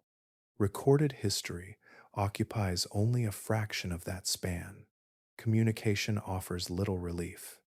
Imagine a probe somehow operating within the Alpha Centauri system. A message sent from Earth would take 4.24 years to arrive. The reply would require another 4.24 years returning home. Every exchange becomes a conversation stretched across nearly a decade. Patience becomes mandatory. That reality shapes every serious interstellar proposal. Under optimistic assumptions, breakthrough Starshot could launch sometime after the middle of this century. The probes might arrive around 20 years later. Their observations would then spend more than 4 years crossing back to Earth. The first results could arrive long after the launch team has aged considerably. But history contains many projects built on similar timescales. Great cathedrals often required generations of craftsmen. Some scientific experiments continue for decades before revealing their conclusions. Voyager itself still transmits information almost half a century after departure. Alpha Centauri remains beyond physical reach for anyone alive today. Yet another gap is shrinking continuously. Each observation, simulation, and measurement reduces uncertainty. The stars stay distant, the knowledge does not. Across years, discoveries accumulate, and the space separating us from understanding grows smaller than the space separating us from the stars themselves. Turn the perspective around for a moment. Instead of standing on Earth and looking outward, imagine yourself somewhere within the Alpha Centauri system, gazing back across interstellar space toward the Sunday. The view would be surprisingly familiar. At a distance of roughly 4.24 light years, our sun would remain plainly visible to the unaided eye. It would not dominate the sky. It would not stand out as extraordinary. Yet, it would shine as a bright star, with an apparent magnitude of about zero point 0.5, comparable to some of the prominent stars we easily notice from Earth. You would see it immediately. From that vantage point, the sun would not occupy the location we associate with it. Constellations depend entirely on where the observer stands. Move across light years of space, and the familiar patterns change shape. The sun would appear within the constellation Cassiopeia, adding an extra bright point near the famous W-shaped arrangement recognized from Earth. The night sky would tell a different story. Suppose an astronomer there possessed instruments roughly comparable to our own. Detecting Earth would not be especially difficult. Long before identifying individual continents or oceans, they would notice the influence our planets exert on the sun itself. Gravity leaves clues. Jupiter's enormous mass causes the sun to wobble slightly as both orbit a shared center of mass. Sensitive measurements can detect that motion. Similar techniques allowed us to discover worlds around distant stars. Observers around Alpha Centauri could apply the same methods to our system. Additional evidence would emerge. During certain alignments, some planets would pass directly between the Sun and their line of sight. These events, known as transits, create tiny decreases in stellar brightness. Modern astronomy routinely uses this technique to identify planets dozens or even hundreds of light years away. Earth could reveal itself that way as well, but the strongest indication might come from chemistry.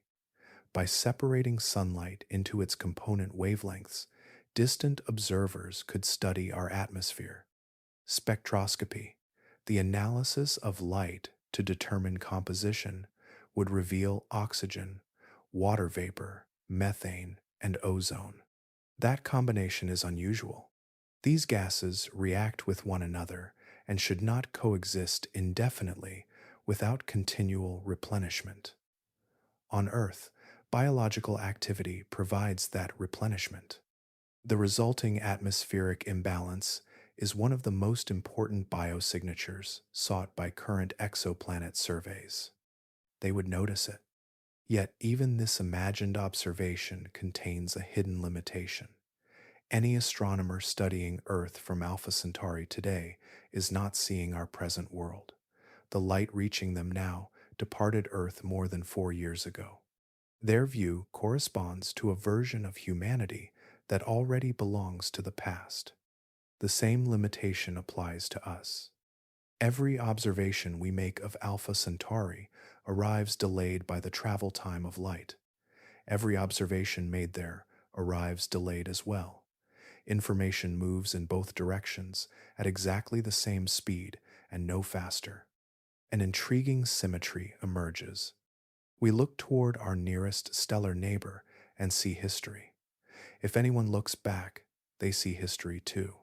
Across the shortest interstellar distance accessible to human imagination, two potential civilizations would remain separated not only by space, but by time itself, each observing a version of the other that no longer exists. Stand far enough back from Alpha Centauri, and the debates of today begin to shrink. Questions about flares, planets, atmospheres, and habitability remain important, but they occupy only a brief moment within a much larger story. These stars are not fixed objects. They are evolving systems moving through timescales so vast that entire civilizations become almost invisible within them. Alpha Centauri A begins that future. At present, it remains a stable main sequence star, steadily converting hydrogen into helium within its core. That phase will continue for roughly another 5 billion years. Eventually, however, the hydrogen fuel at its center will become depleted. The balance maintaining the star's current structure will change. Expansion follows. As the core contracts and temperatures rise, the outer layers will swell dramatically. Alpha Centauri A may grow to nearly 200 times its present diameter, becoming a red giant. The transformation will alter the architecture of its planetary system and reshape the distribution of energy around the star. The habitable zone will migrate outward. Regions that are presently cold and dark could experience temporary warming. Worlds orbiting several astronomical units from the star might enter conditions where liquid water becomes possible. Some astronomers have explored whether dormant chemistry on frozen bodies could awaken during this extended interval. The opportunity would be temporary. Even so, hundreds of millions of years represent a remarkably long span for geological and biological processes. A brief chapter by stellar standards can still be immense from a planetary perspective. But Alpha Centauri B follows a different path. Because it contains slightly less mass, it consumes its hydrogen more slowly. While Alpha Centauri A advances toward later stages of stellar evolution, Alpha Centauri B may continue operating as a stable K-type star for billions of additional years. Many researchers consider such stars particularly favorable for long-term planetary stability. Its future unfolds more gradually. The relationship between the two stars may also evolve. As Alpha Centauri A loses mass through intensified stellar winds during its giant phase, the gravitational balance within the binary system will shift. Orbital properties that remain stable today could slowly change across immense stretches of time. Then there is Proxima. Its future scarcely resembles that of its larger companions. Red dwarfs burn fuel with extraordinary efficiency. Rather than swelling into dramatic giant stars, they persist. They continue shining. They endure for durations almost beyond comprehension. Proxima is expected to remain active for roughly 4 trillion years. Consider that number carefully. The universe itself is only about 13.8 billion years old. Proxima's remaining lifespan exceeds the current age of the cosmos by roughly 290 times. Entire eras of galactic history still lie ahead of it. During that immense future, its brightness will slowly increase. The habitable zone will drift outward. Regions currently frozen may eventually receive enough energy to thaw. Conditions impossible today could become ordinary billions or even trillions of years from now. Meanwhile, the gravitational dance continues. Proxima's distant orbit around Alpha Centauri A and B will experience subtle perturbations over hundreds of thousands and millions of years. As the central pair evolve, the system's overall mass distribution changes as well. Astronomers continue refining models to understand whether this triple star family remains intact across the deepest reaches of cosmic time. For now, the future remains unwritten, unfolding along three separate stellar paths beneath the same gravitational bond. After all the measurements, models, detections, debates, and decades of observation, we arrive at the question that has been sitting beneath everything else. What exactly are scientists worried about? The answer begins with what they are not worried about. Alpha Centauri poses no danger to Earth. Its stellar eruptions remain confined to its own neighborhood. Radiation from Proxima Centauri does not threaten our atmosphere. The system's gravity exerts no meaningful influence across a separation of 4.24 light years. Nothing happening there places our planet at risk. The concern lies elsewhere. It is a worry about knowledge itself, an epistemic worry, a worry about what the evidence may be teaching us. For generations, the nearest star system occupied a special place in scientific thinking. If another living world existed nearby, Alpha Centauri seemed a natural candidate. It was close enough for detailed observation, bright enough for precise measurement, and accessible enough to imagine future exploration. Many hopes accumulated there. But as instruments improved, the picture grew more complicated. Researchers studying Proxima b encountered flare activity far beyond anything experienced by Earth. Atmospheric models suggested substantial erosion risks. Simulations pointed toward harsh early conditions during the star's youth. Tidal locking introduced climatic regimes unfamiliar to terrestrial life. Even fundamental questions, such as whether the planet possesses a magnetic field, remain unanswered. None of these findings alone rule out life. Together, however, they form a pattern that is difficult to ignore. The challenge becomes even larger when we widen the frame. Proxima Centauri is not an unusual red dwarf. It belongs to the most common stellar category in the Milky Way. If the conditions observed here reflect broader realities around similar stars, then many worlds, once considered promising, may be less hospitable than earlier estimates suggested. That possibility carries weight. A second concern emerges alongside it. You can hear traces of it in scientific discussions, even when it remains unstated. Earth may not be a typical example of a life-bearing planet. Our world benefits from a remarkably favorable collection of circumstances. We orbit a relatively stable star. We possess a long-lived magnetic shield. A regular rotation creates familiar day and night cycles. A large moon helps stabilize axial tilt. Giant planets farther out influence the architecture of the solar system. Plate tectonics recycle essential materials across immense spans of time. Each factor has been studied individually. Together they create something rare enough to invite questions. But rarity is difficult to measure from a sample size of one. That is why Alpha Centauri matters so much. It offers the closest opportunity to compare our assumptions against another planetary system in extraordinary detail. The deepest worry, then, is not that Alpha Centauri destroyed life. We do not know whether life ever appeared there. The deeper concern is that the system may be revealing a broader truth about the galaxy. Perhaps hospitable worlds are harder to build than we imagined. Perhaps environments like Earth's represent an uncommon outcome rather than a common one. That possibility introduces a different form of loneliness, not the loneliness of isolation across space, but the possibility that among countless stars, circumstances like ours may be unusual enough to stand apart. Consider, for a moment, what it took to learn any of this. Every measurement we have discussed began with a person looking upward and refusing to stop asking. 4.24 light years, 463 recorded flares, a planet with at least 1/4 of Earth's mass, a candidate world appearing in one observation and vanishing in the next.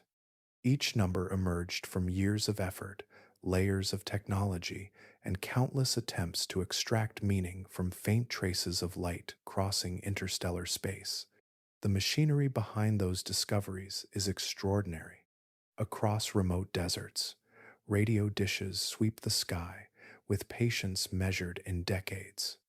High on mountain summits, mirrors collect photons that began their journeys before recent history unfolded on Earth.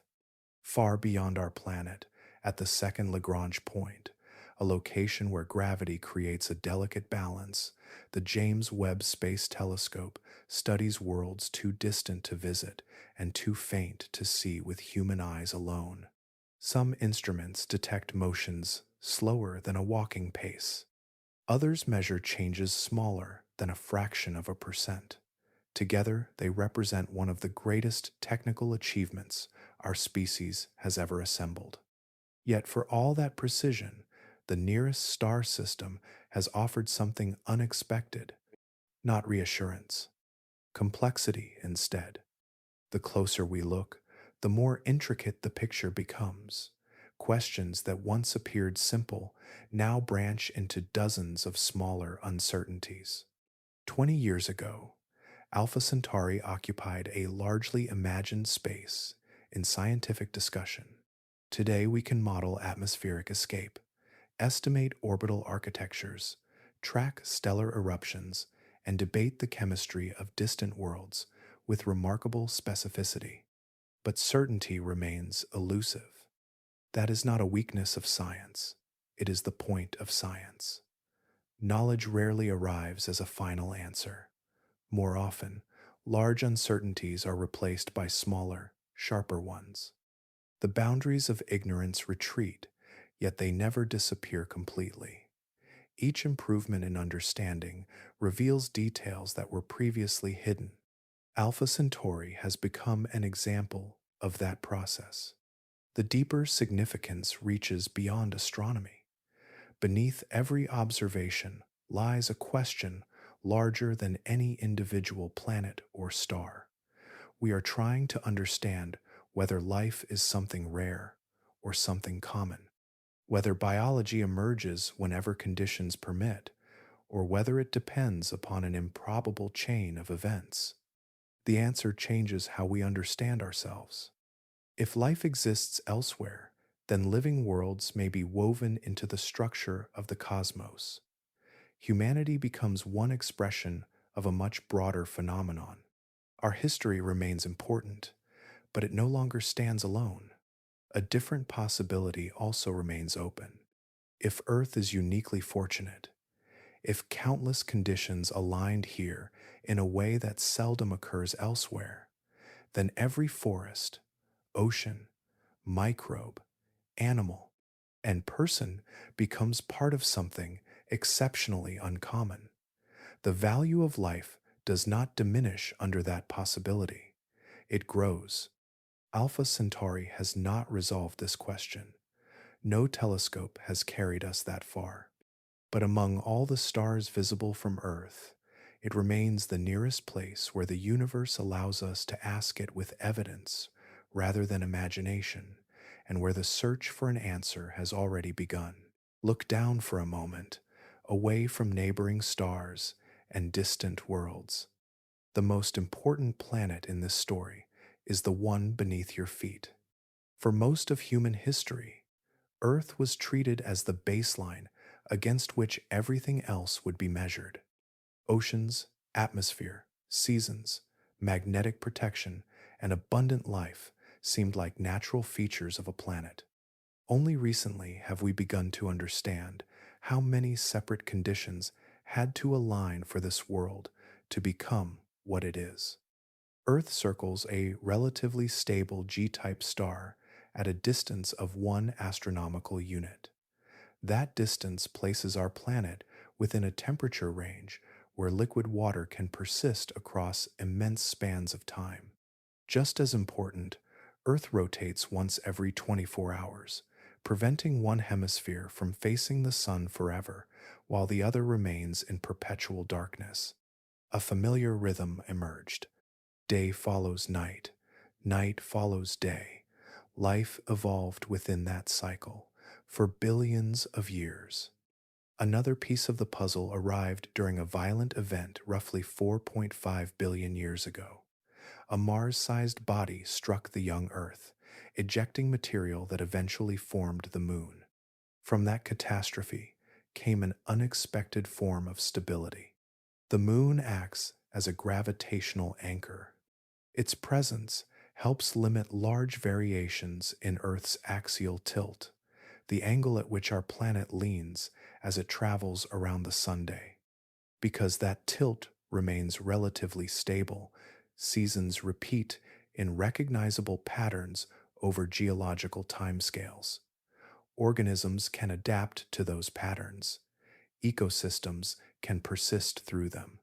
Without that stabilizing influence, some simulations suggest Earth's tilt could wander dramatically over millions of years, producing climatic extremes that might challenge the long development of complex life. Deep below the surface, another protective system continues to operate.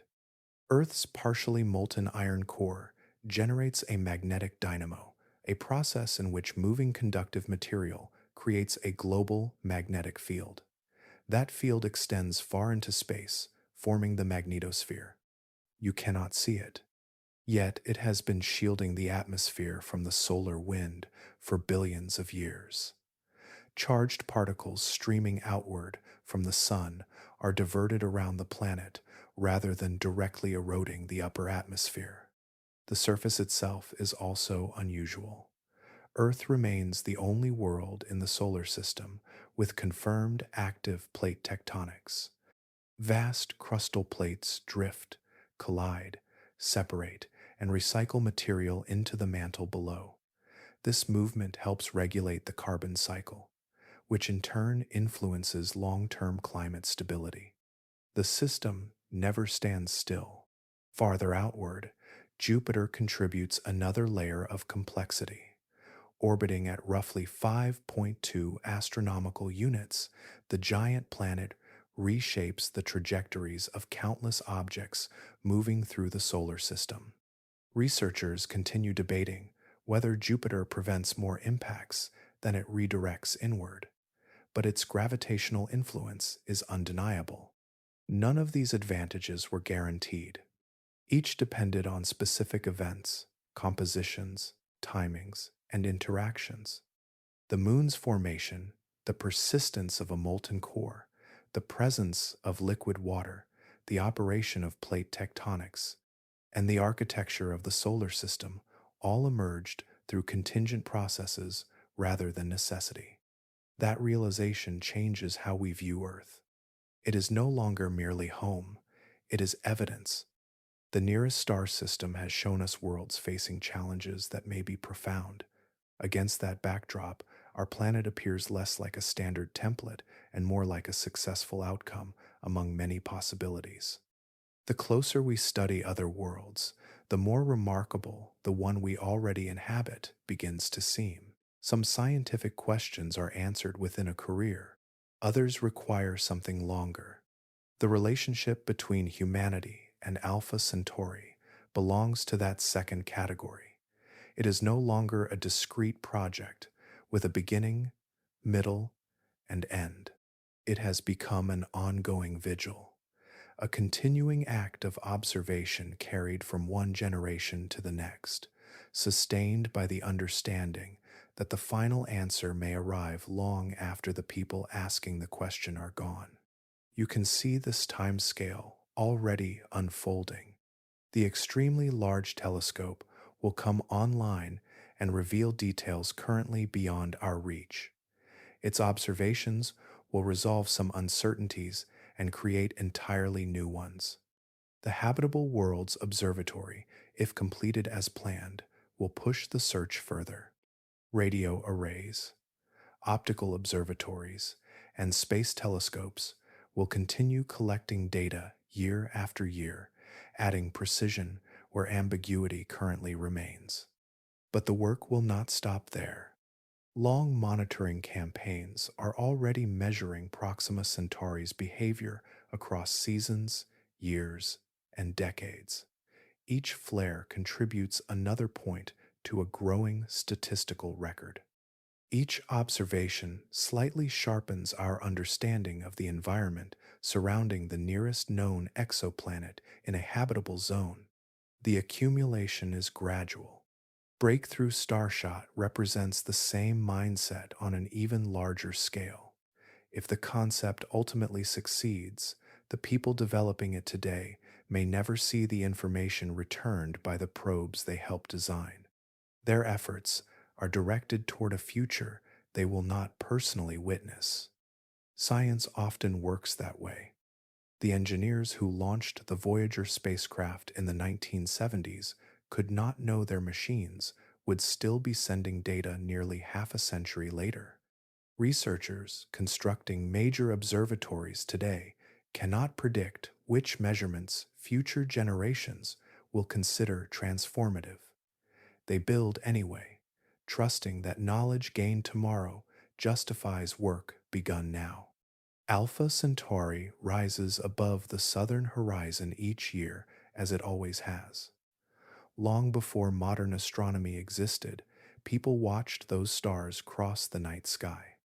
Long after current instruments are retired, replaced, and eventually forgotten, newer observatories will continue tracking the same system. The object remains unchanged by our attention. The watching is entirely human. Curiosity created it. Discipline sustains it. Thousands of researchers contribute small pieces to a puzzle whose full image remains incomplete. Most discoveries emerge through this collective effort rather than sudden revelation. A measurement here, a correction there, a signal ruled out, a possibility strengthened. Slowly, the picture sharpens. What makes this vigil unusual is the nature of the question itself. We are not merely investigating the properties of a star system. We are using that system as a mirror through which humanity examines its own place in the cosmos. The stars themselves offer no commentary. They simply exist. Yet every year we return to them with better instruments, deeper understanding, and renewed determination. Somewhere within the growing archive of observations may lie an answer to one of the oldest questions ever asked: whether we are alone, and if we are not, what kind of universe has been surrounding us all along? If we are, what responsibility comes with being the only known witnesses? At this very moment, the story continues without us. Nothing in Alpha Centauri pauses because we are discussing it. No observation concludes the narrative. No telescope delivers a final page. Across the darkness between stars, events are unfolding right now, whether anyone witnesses them or not. Photons are leaving Proxima Centauri at the speed of light. They stream outward in every direction, carrying fresh information about the star's present condition. Some of those photons are already crossing the vast distance toward Earth. They will arrive years from now, bringing news from a place that exists beyond immediate experience. When future astronomers receive that light, they will be seeing Proxima as it was during a moment that is still unfolding today. The journey has already begun.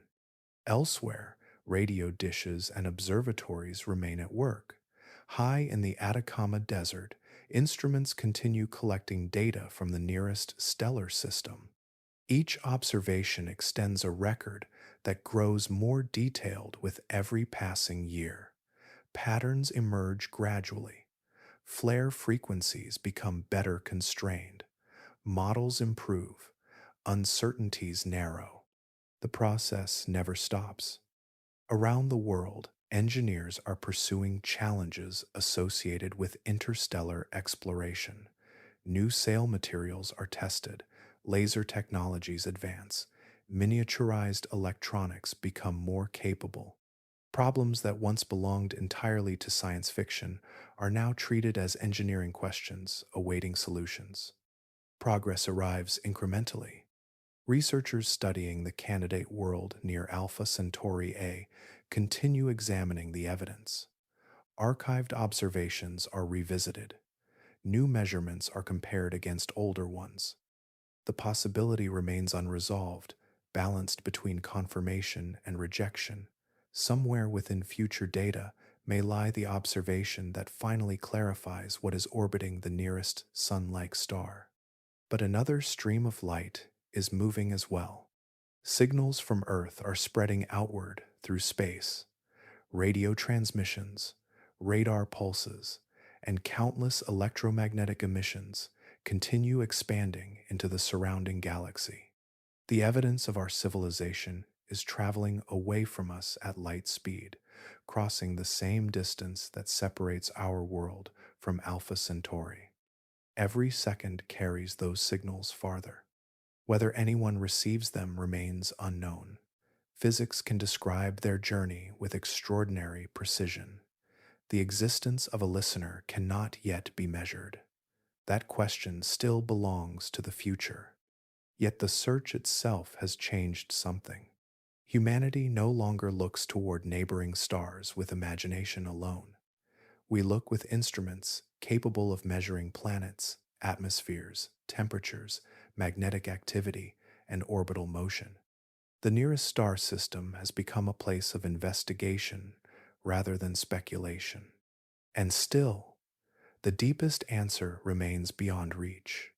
For now, as this story closes, the observations continue, telescopes continue, calculations continue, light continues. Across more than 25 trillion miles of space, information is moving between one stellar neighborhood and another, linking two systems through the simple persistence of physics. The question remains open. The nearest stars are still there. The measurements are still accumulating.